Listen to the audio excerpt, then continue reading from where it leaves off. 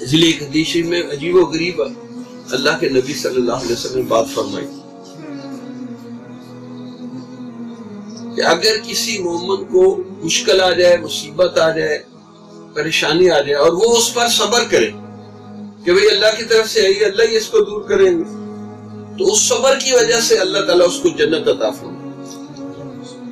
ان اللہ مع الصابرین، بے شک اللہ صبر والوں کے ساتھ۔ اگر کسی کو سہولت مل جائے، آسانی مل جائے، انکریمنٹ لگ جائے، بزنس اچھا ہو جائے اور وہ اس پر شکر ادا کرے، تو حدیث میں آتا ہے شکر کرنے والا بھی جنتی، یعنی مشکل مصیبت پہ صبر کرنے والا بھی جنتی ہے اور شکر کرنے والا بھی جنتی ہے۔ اور فرمایا مومن کے علاوہ کسی کو یہ چیز نصیب نہیں،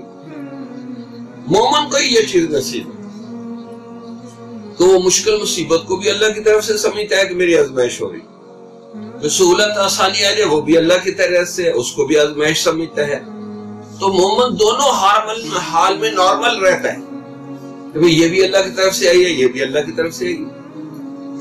تو میں ہر حال میں اللہ سے راضی ہوں۔ یعنی جو بندہ ہر حال میں اللہ سے راضی ہو جاتا ہے، اللہ بھی ہر حال میں اس سے راضی ہو جاتا ہے۔ اب یہ اگر پوائنٹ دل میں بندہ بٹھا لینا تو اس کو کوئی ٹینشن نہیں، کوئی ڈپریشن نہیں، کوئی کچھ نہیں ہوتا۔ جو اس کا عقیدہ ہے کہ ہر چیز اللہ کے حکم سے چل رہی، ان الحکم الا للہ، حکم اللہ کا ہی چلتا ہے پوری کائنات میں۔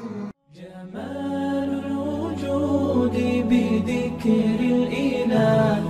وتصفو الحياة بنور